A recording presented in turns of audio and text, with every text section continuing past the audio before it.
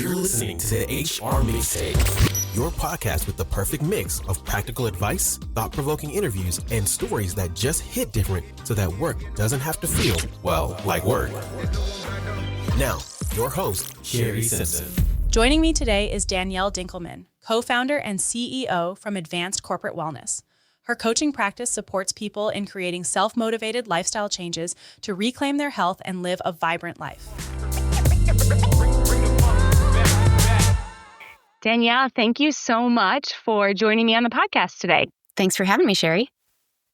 I would love if we could start with you sharing a little bit about your journey as an author, as somebody who is in this wellness strategy space, and ultimately how you ended up co-founding the organization that you're with now. Yeah, sure. Story time. Let's do it.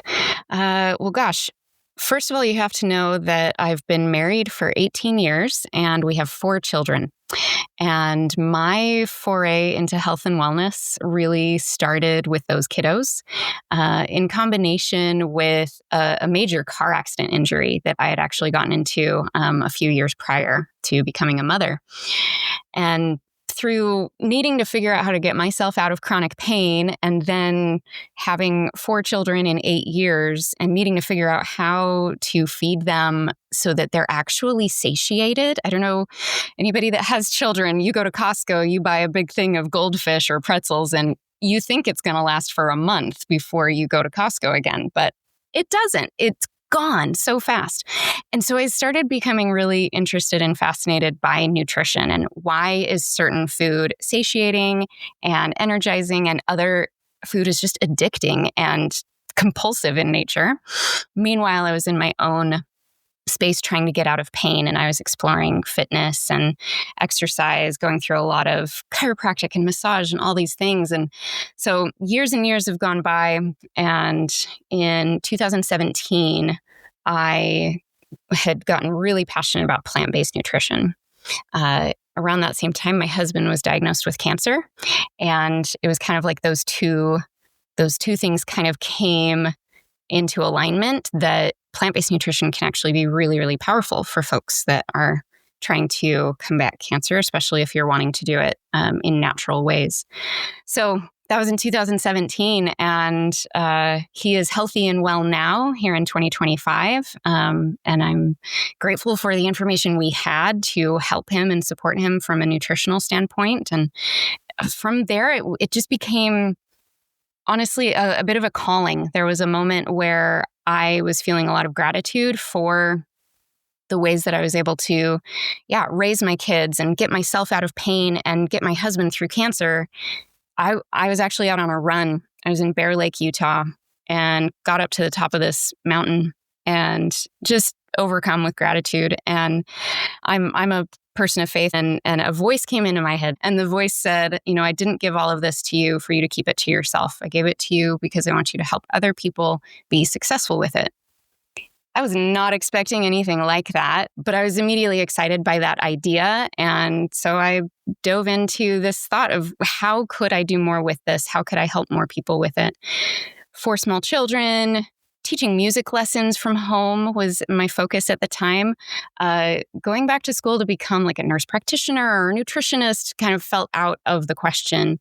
But really the question that I was asking was, how do you help a person actually do the thing that they know will help them feel better, whether that's physically, mentally, emotionally, spiritually, any of the ways. That was the gap that I had run into again and again over these years of trying to help friends and family take control of their health through habits. But I found that I was really good and fast at changing my own habits, but other people weren't. And I was confused by that. So I discovered that health and wellness coaching was a thing. And it was the thing that answered that question, that bridges the gap between information and application. And I just dove headfirst into that. And I got certified in 2018, ended up going into private practice, helping mostly women get off of the dieting roller coaster for the first 3 or 4 years. That was my focus.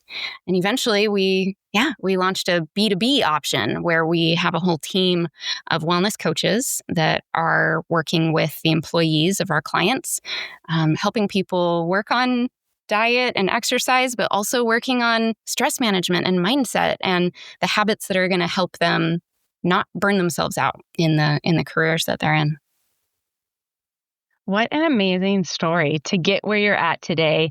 I'm sure you get asked this next question a lot by even potential clients and other people that you talk to.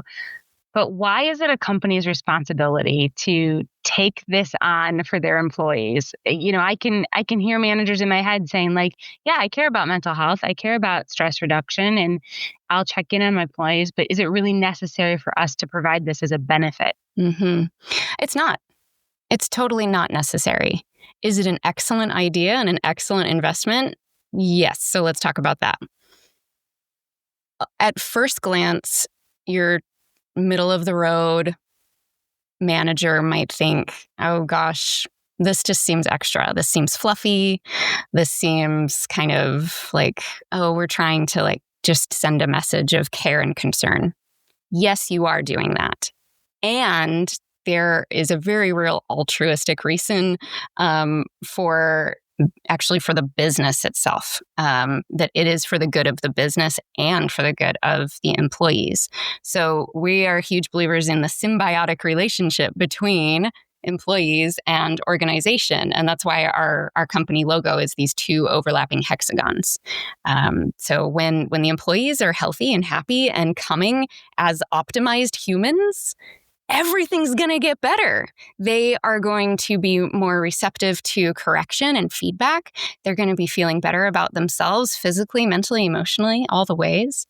So I could go on, but it's really an investment in the individual, which comes right back to performance and retention for the company.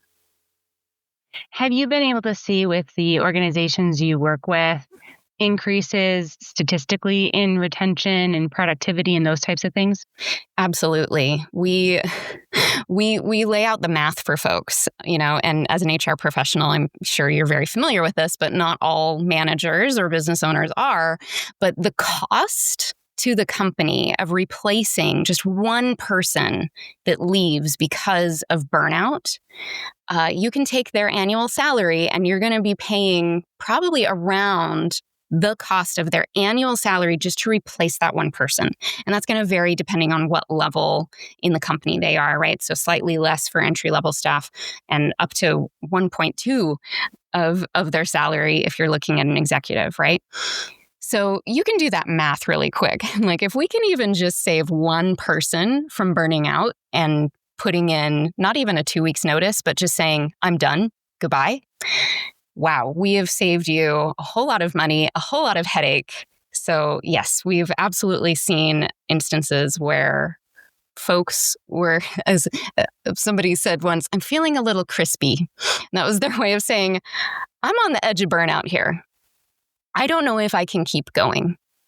And so what our coaching does is really give those folks a confidential third-party space that they can process what's really going on here. Is it the job? Is it the company? Or is it how you are engaging with your work? Okay. And we don't really address the first two, but we can absolutely address the third, which is something that the company can't address. It's very, very difficult for them to really get into the details of how people can engage with their work in a healthy and sustainable way. So absolutely, we see increased retention. The big metrics that we measure ourselves is looking at three things. We ask folks after they've engaged with our coaching program, we ask them, how has stress management improved? How has focus and productivity at work improved? And how have your healthy habits improved over the time that you've been working with coaches? And on average, we see improvement around 30% in the stress management, 20% for focus and productivity, and over 60% improvement in personal healthy habits. What's really exciting is if you just think of one of your coworkers and ask yourself, what would it be like to work with them? Or think of yourself, what would it be like for them to work with me if I was 30% less stressed, 20% more focused, and 60% just healthier and happier? So across the board, we see that this works. And it does take some time for, depending on the organization, for them to really get a taste of this and see, yes, this is going to work for us. Now, I will say the spaces that we have seen this work the best is in professional services, where there's high pressure, high stress, deadlines, client delivery, all of that, or in the social services, actually, kind of more in the nonprofit and government agency side. These are the folks that are dealing with what we call secondary trauma or vicarious trauma. They are working with a population that has gone through some of the worst things that humanity can offer. And they are there to help them, right? So we are there to kind of help the helpers make sure that they are taking care of themselves when they're off the clock. So those are the spaces that we see this program really make that big impact. So in a former role very early on in my career, I was a mental health technician at a residential center for teenage girls who were wards of the state. So that exact population that you're talking about, and there was no resources for stress management for what you're talking about. I mean, granted, we had EAP and you could always talk with the more seasoned technicians that were there, but having an ancillary resource like that could have been very interesting and honestly might have kept me in that career a lot longer. Yeah. Because there were definitely days I came home and the emotions would overwhelm you because you couldn't express those during the workday. So Yeah. I can see how that could be very valuable for those different populations. Yeah. How have you explained to employees as you've come into an organization to provide this service, the psychological safety between the coach on your side and them and the employer? Because I could see, with EAP, there is a little built-in trust there because the employer isn't getting specific records. They're getting more generic. Hey, this many people use the service. How do you build that psychological safety up front? Yeah, a great question. So since we are functioning as health and wellness coaches, everything we do with employees, all of the coaching that we do is protected by HIPAA. So everything that gets talked about between the employee and one of our coaches stays there. It does not get reported to management. And we make sure that everyone understands that that is the arrangement. It's quite different when you bring in, let's say, like an executive coach or leadership coaching, right? Often that becomes kind of a three-way relationship where the coach is saying, hey, manager, what would you like your direct report to work on in coaching with me? What outcomes would you like to see, right? And there becomes kind of this collaborative and three-way relationship. In our setting, it is more like the EAP, like you said. Everything is confidential. And, we see anywhere from 20 to 40% engagement rates with the companies that we work with. And we're usually around, about 100 employees is kind of the space that we're in, kind of the small to mid-sized space. And people get it. They're like, great, you're not going to, this is a safe space. This isn't about me, like you said, putting on a strong face for the people they're serving, or trying to just like buck up and do it for their managers, right? So it's a place where they can kind of let the walls down and really be honest about what's working well for them and what's not working well. And our coaches are, more than anything, they are experts in behavior change. So we're looking at, what do you want to be experiencing that you're not yet? And how can we reverse engineer that into behaviors, habits, rituals for yourself that will help you be able to sustain the work that you're doing? Wow. Really, really cool concept. And it definitely aligns with the trends we've seen in the change in HR and companies over the last couple of years. And I think that there is still a little hesitance to the word safe space, I think, because it's not being used in the way that I would say we're probably talking about it.